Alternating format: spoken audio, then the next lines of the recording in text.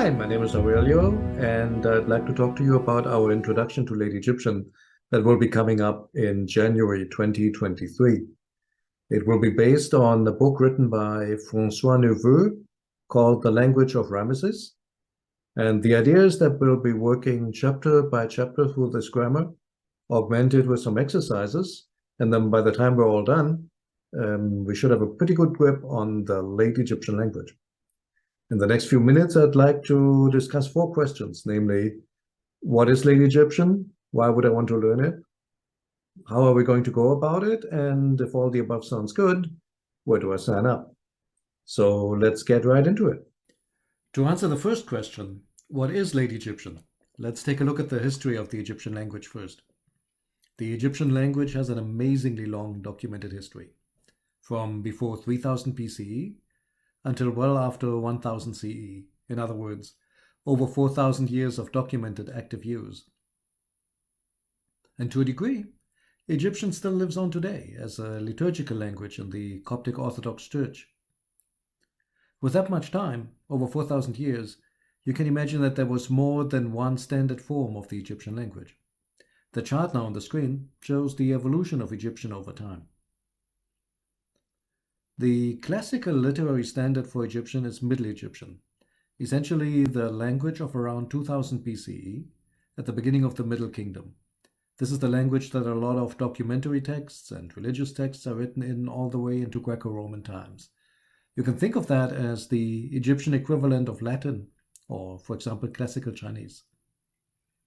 But of course, the spoken language continued to develop, and just like Italian or French in the case of Latin, or modern Mandarin in the case of Chinese, at some point it became acceptable to use the vernacular as a literary standard.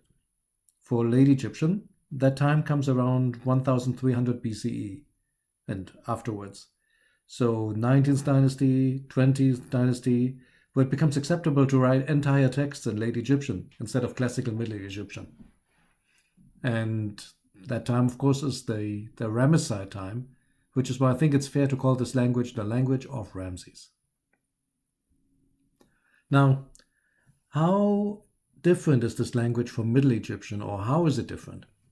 You can think of this again like Latin versus Italian. A lot of the vocabulary is still the same in Italian, but the pronunciation has changed, and especially the grammar is now very different. Late Egyptian is a lot closer to the later stages of the language, like Demotic and Coptic. And that brings me to the first reason why I prefer to start with Late Egyptian rather than Middle Egyptian. I would claim it is easier to learn. On the one hand, there's the grammar itself. A lot of features like tenses are explicitly marked in Late Egyptian. It also has, for example, definite and indefinite articles. Because of all these explicit markers, I find Late Egyptian sentences easy to parse, just like a modern language. On the other hand, we also have a better idea of how to pronounce it. As you probably know, hieroglyphs do not generally record the vowels. All you have is the consonants. So imagine looking at a page in a new language, say for example, Russian, without knowing any of the vowels or even knowing where the vowels would go. That would be quite alien, right?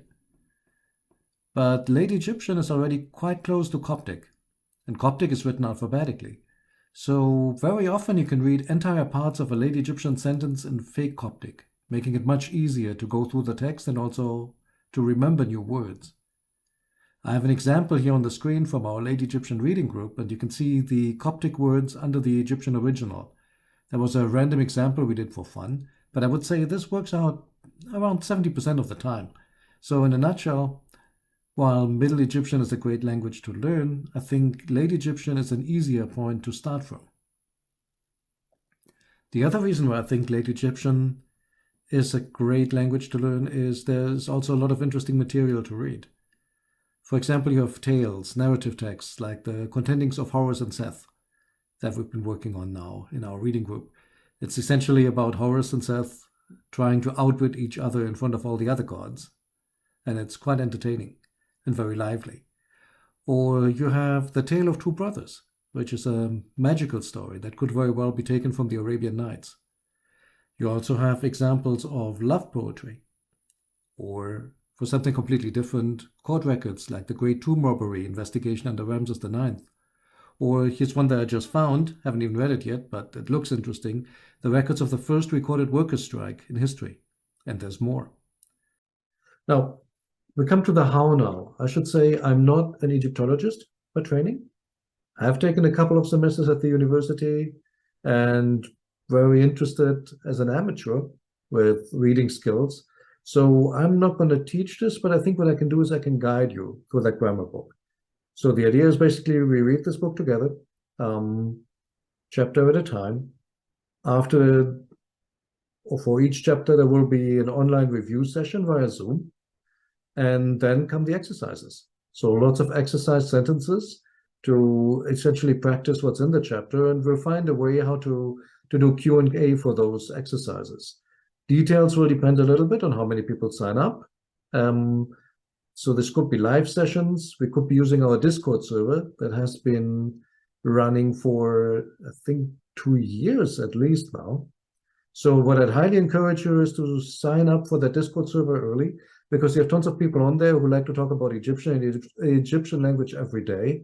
So it's a great community, which was started by an Egyptologist, Christian Casey, who started teaching Coptic and then later Late Egyptian early on in the pandemic. And essentially what we're trying to do here is carry that work forward a bit with a new program on Late Egyptian.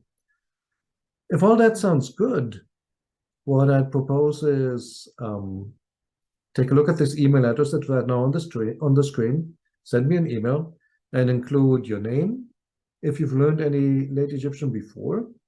I'm sorry, if you've learned any Egyptian before.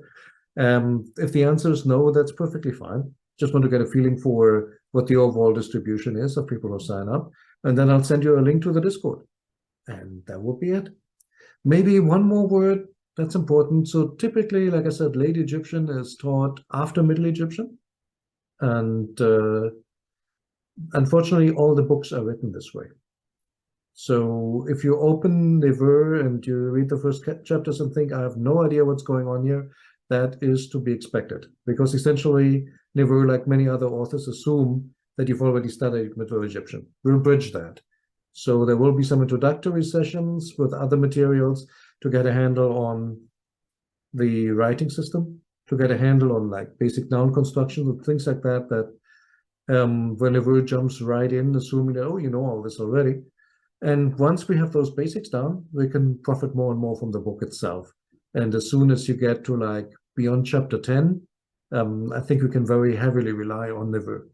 So yeah, that in a nutshell.